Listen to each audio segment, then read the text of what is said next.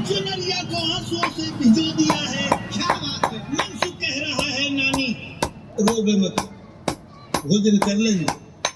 अरे बेटा मैं यो नहीं रो रही, वो को तेरे नाना की याद आई।